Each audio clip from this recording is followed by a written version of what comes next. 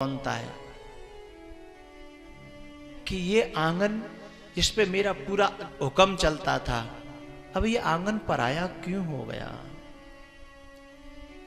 अरे यही मेरी माँ मेरा बाप ये पराये से क्यों हो गए हैं।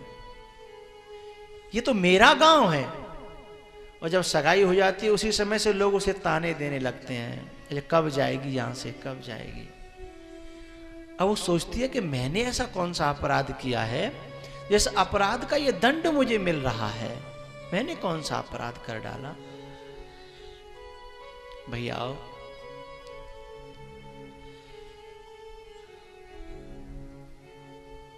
बाप और बेटी दोनों मिले हैं, जनक और जानकी। बहुत रोए हैं जनक। और अच्छी बच्चियां होती हैं ना, उनके लिए सिर्फ बाप रोए ऐसी बात नहीं है, पूरा खानदान रोता है। क्योंकि वो कभी अपना तेरी नहीं करती, कभी चाची से नहीं लड़ती, ताई से नहीं लड़ती, कभी चाचा ताऊओं से बुरे नहीं बोलती हैं। वह सबको अपना मानती हैं। वो कहती हैं कि मुझे तो यहाँ से जाना है, मेरे तो सब अपने हैं, कभी आऊंगी 6 महीना में, 4 महीना में, मैं क्यों बुराई मोल लूं। सबका हुक्म बजाती है और सब लोग उसे बहुत प्यार करते हैं, जो अच्छी बेटियां होती हैं।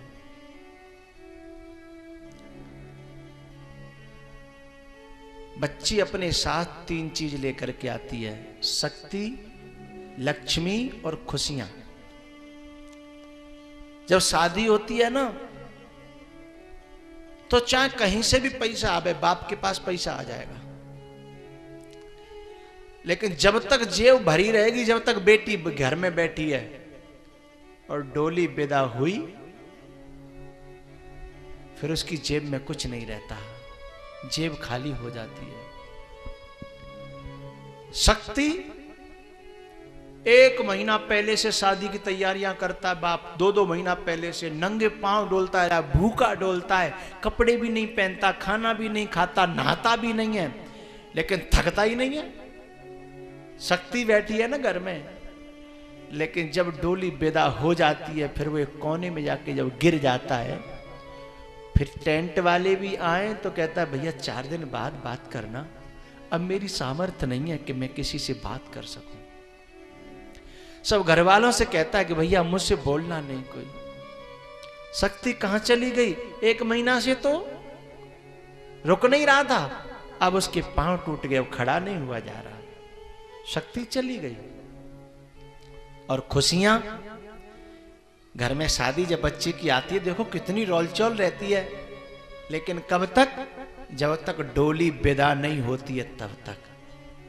और जैसे ही डोली विदा हुई, सब रिश्तेदार कहने लगते हैं भैया मन नहीं लग रहा, अब हमें यहां से जाने दो, अब यहां अच्छा नहीं लग रहा, क्षमा करना। सब इधर उधर रम जाते हैं। उड़ गई आंगन से चिड़िया,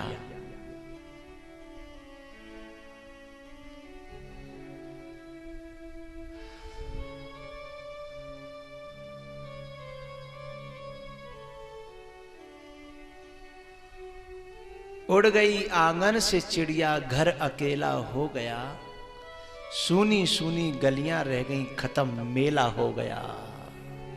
ऐसे मेला खत्म हो गया हो। प्यार से दिल जीतना कोई मेरे देश की बच्चियों से सीखे। प्यार, सेवा और समर्पण।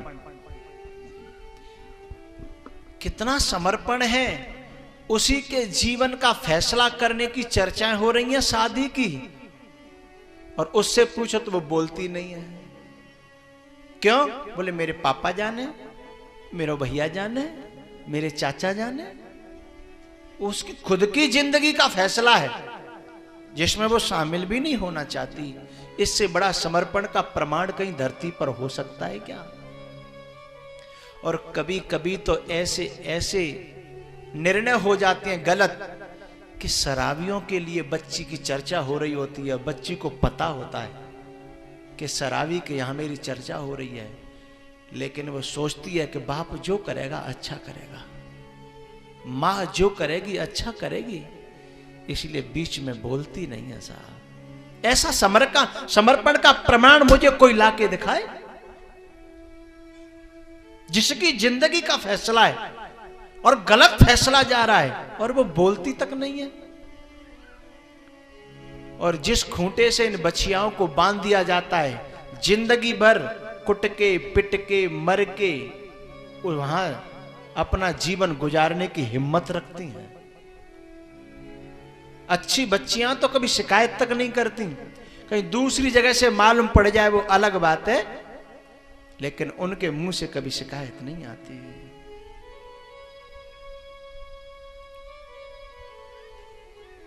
पिताजी अपना ख्याल रखना, मां से भी कहा पिताजी का ख्याल रखना। और सबसे ज्यादा करुणा का दृश्य तब मालूम पड़ता है जब उसकी सेवा का प्रमाण पत्र उस समय पता चलता है जब कोई बेटी विदा हो रही होती है ना।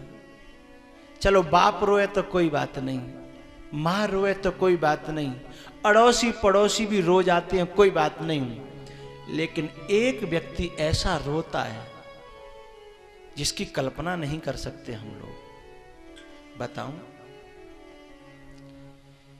एक व्यक्ति ऐसा रोता है, उस बहन का खास भाई जो दिनों रात लड़ता रहता था, एक मिनट जिनकी बनती नहीं थी, चूहे और बिल्ली की तरह हर समय लड़ते रहते थे, हैं? और जब वो विदा करता है और जब वो उसकी कमीज से लिपट जाती है, उसके कपड़े पकड़ लेती है और वो जबरदस्ती जब डालता है उसकी डोली में,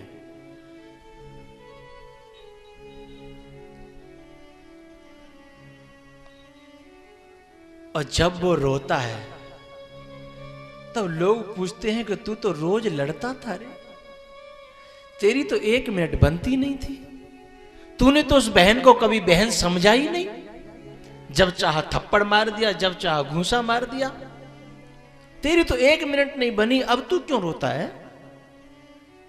तब वह रो करके एक ही बात कहता है, हमेशा गलती मेरी ही थी, मैंने हमेशा उससे लड़ाई की, लेकिन उसने लड़ने के बाद भी रोटी परस के मुझे अपनी तरफ से दी, मुझे मनाया, मेरी सेवा की, मेरे कपड़े धोए, लेकिन मैं कभी ठीक से बोला नहीं उससे। वह कह रहा है जिसकी एक मिनट बनती नहीं थी, एक मिनट जिनकी बनती नहीं थी वो कह रहा है। इससे बड़ा सेवा का और प्रेम का प्रमाण पत्र इस धरती पर मुझे कोई दिखाई नहीं देता। ये भारत की बच्चियां हैं ना, अड़ोसी पड़ोसी भी बस यही कहते हैं, वो जब से गई है ना कैसा लगता है।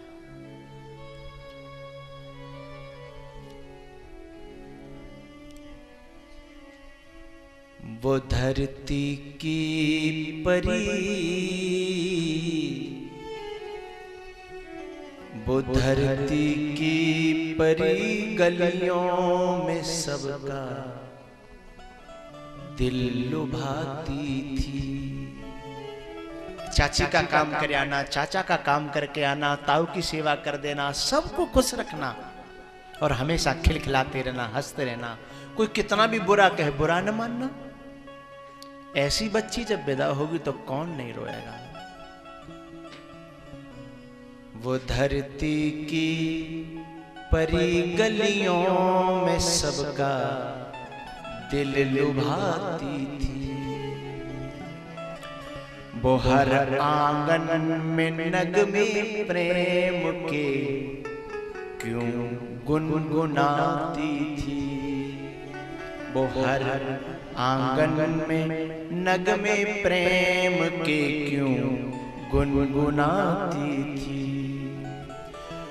पराया कर गई पल में जिन्हें अपना बनाया था।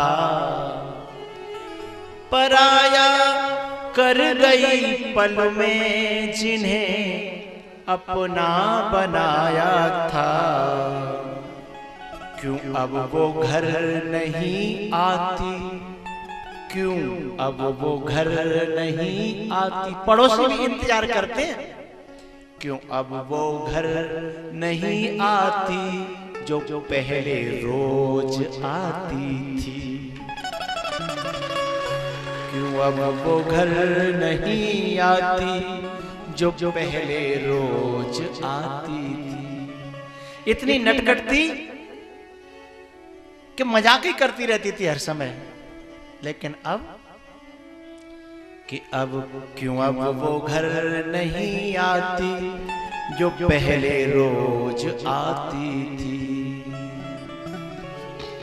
न जाने उसके हाथों क्यों सताना भी लगा मीठा, न जाने उसके हाथों क्यों सताना भी लगा मीठा, कि पहले यूं सताती थी कि अब वो यूं सताती है जो पहले यूं सताती थी। पहले तो नटखट पने से सताती थी, अब वो दूर हो गई है तो दूर होकर के सता रही, उसकी याद आ रही है।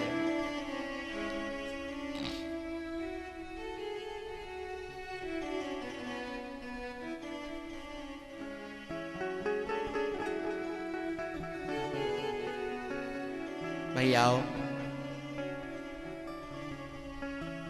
सीता जी विदा हो रही हैं। आज उनकी सखियां थी ना, वो सजा रही हैं सीता जी को, लेकिन और दिन की तरह वह खुश नहीं है, क्योंकि आज का सजाना और तरह का है। आखिरकार समय आया, डोली में बिठाई गई, और जो बाप ज्ञानियों में अग्रगण्य था, ममता मोह से दूर था, आज वह बाप डोली से लिपट गया, डोली को छोड़ नहीं रहा।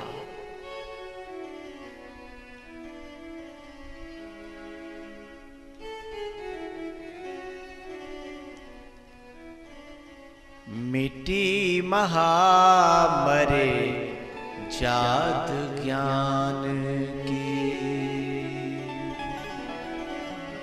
बार बार गले से लगा लेते हैं, बार बार रोने लगते हैं। बड़े बड़े धुरंधर विद्वान और ज्ञानी वहां खड़े खड़े देख रहे कि ये जनक है, ये विदेह है, ये ज्ञानी है। भैया जब लोगों ने कहा कि महाराज आप तो समझदार हो, आप तो प्रबुद्ध हो, आप रोओगे तो ये लोग और क्या करेंगे, आप तो धीरज धारण करो। तब जैसे तैसे जनक जी को लौटाया गया, और जब आंगन में आके खड़े हुए तो ऐसा लग रहा था कि ये आंगन खाने दौड़ रहा है। उसे बचपन की सारी बातें याद आने लगी।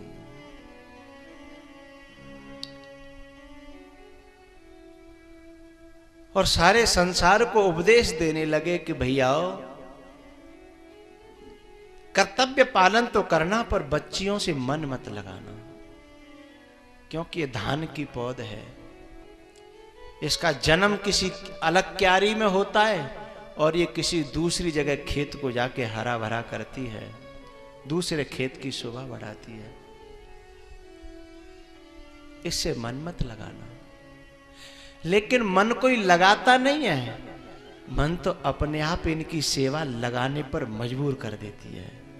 इनका समर्पण, इनका ज्ञान, इनका प्रेम।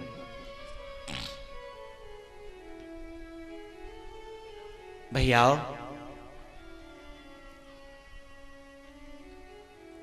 जनक जी अपने आंगन में आकर के रो पड़े हैं।